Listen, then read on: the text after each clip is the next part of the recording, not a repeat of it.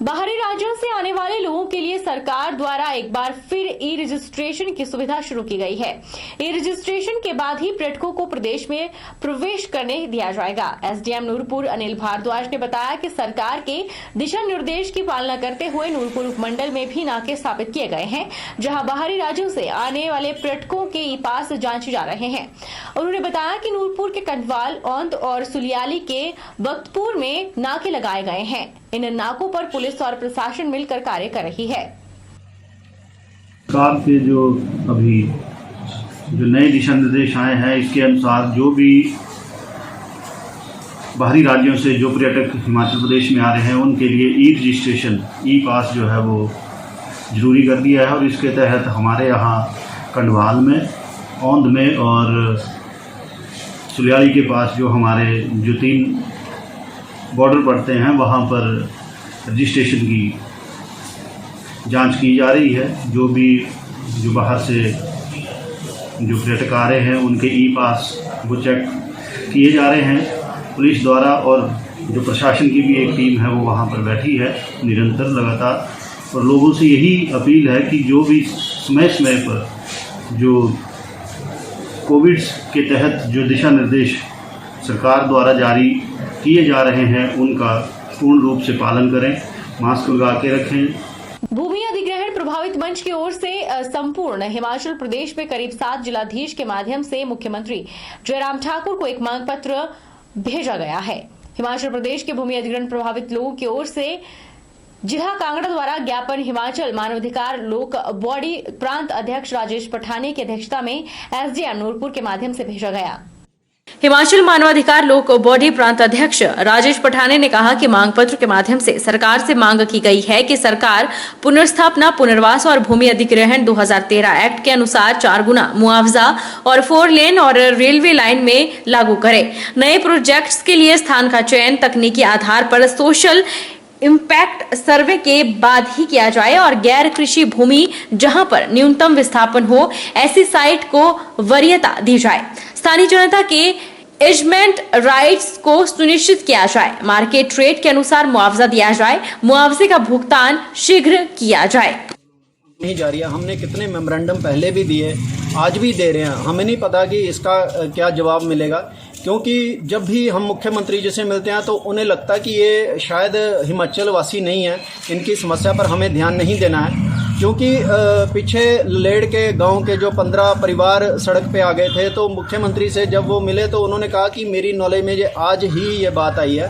तो सर, जो आपकी नॉलेज में बात 4 साल हो गए कोई नहीं आ रही है। हिमाचल में करीब 1 लाख परिवार तरह तरह की परियोजनाओं के तहत जो उजड़ रहा है, आप उसको मुआवजे के नाम पर जो ठग रहे हैं उनको एक लेश मात्र उनको गुजारा करने योग्य उनको राशि नहीं दी जा रही है, जिससे कि वो सड़क पे टेंट लगाने की स्थिति में भी ना आ पाएँ।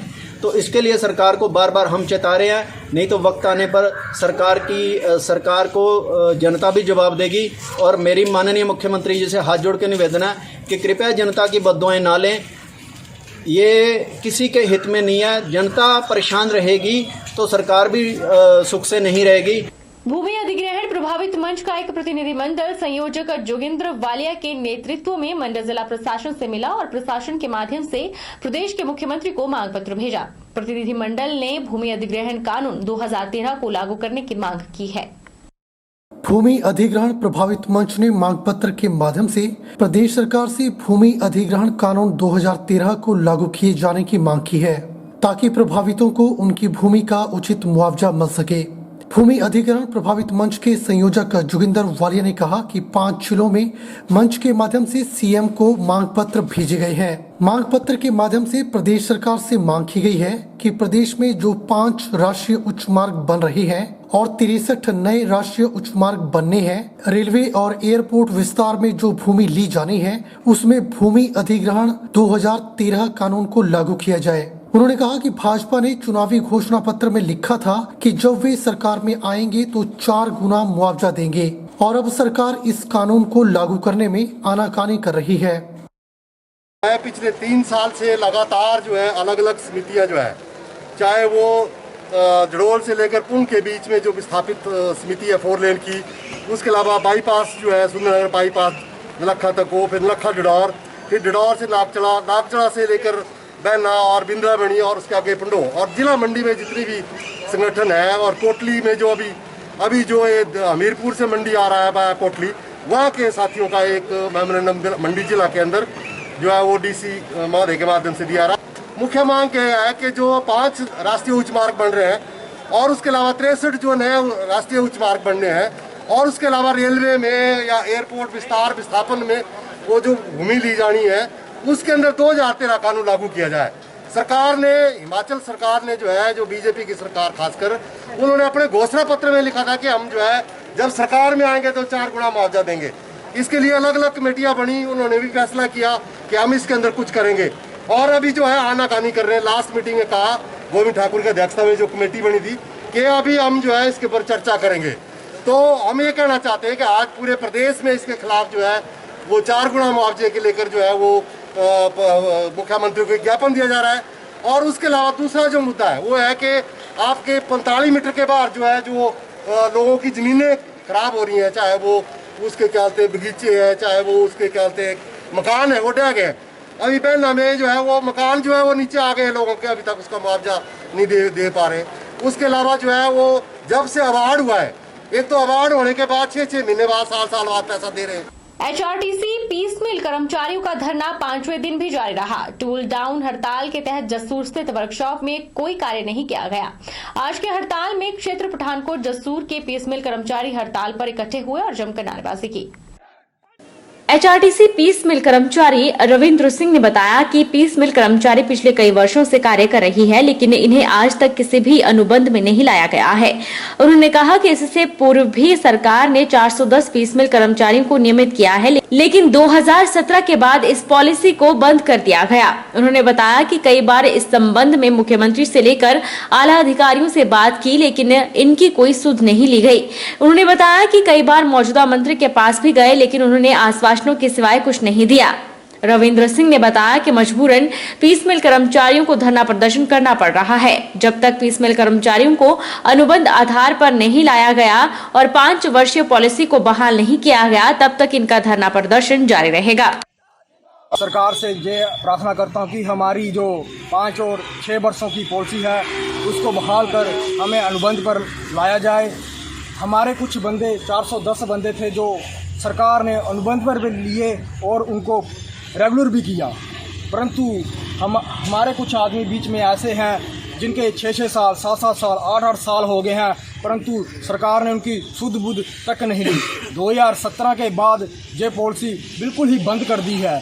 तो मेरी सरकार से और प्रशासन से ये अपील है कि इस पॉलिसी को बहाल कर जल्द से जल्द इनको भी अनुबंध पर लिया जाए। हम बहुत ही बार श्री गोविंद ठाकुर जो पूर्व के हमारे मंत्री रहे हैं, हम बहुत बार उनसे मिले, परंतु उन्होंने हमें हर बार आश्वासन पे आश्वासन ही दिया। और अभी जो हमारे प्रेसिडेंट के श्री विक्रम सिंह ठाकुर जी हैं, इनसे भी हमने बहुत ही बार मिला और हमें इन्हों भी आश्वासन ही दिया। अब हम लोग मजबूर होकर ये सब धरना प्रदर्शन जो सरकार के उपेक्ष इसी कारण रख रहे हैं कि हमारी जो 5 और 6 वर्षों की पॉलिसी है उसको जल्द से जल्द बहाल कर हमें अनुबंध पर लाया जाए। सोलन में हादसों का शनिवार देखने को मिला, जहां एक और जिला सोलन के नालागढ़ क्षेत्र में सरकारी बस खाई में लुढ़क गई। वहीं दूसरी ओर सेब से लदे ट्रक ने कंडाघाट के बीच बाजार में करीब 17 गाड़ियों को जबरदस्त टक्कर मार दी, जिससे गाड़ियों को काफी नुकसान हुआ है। सोलन में सेब से लदे ट्रक ने कंडाघाट के बीच बाजार में करीब 17 गाड़ियों को जबरदस्त टक्कर मार दी। वहीं सड़क के दोनों ओर लंबा जाम लग गया। पुलिस मामले की जांच में जुटी हुई है। गनीमत यह रही कि इन हादसों में किसी तरह की जानी नुकसान नहीं हुआ है। हालांकि कई लोगों को चोटें आई हैं और गाड़ियों को नुकसान भी पहुंचा है। ट्रक शिमला से सेब लेकर चंडीगढ़ की ओर जा रहा था। प्राथमिक जानकारी के अनुसार ट्रक की ब्रेक फेल हुई, जिस वजह से आगे चल रही गाड़ियां ट्रक की चपेट में आ गई और एक के बाद एक दूसरे से टकरा गई। बहरहाल बुलेटिन में इतना ही। अब देखते रहिए HP 24/7।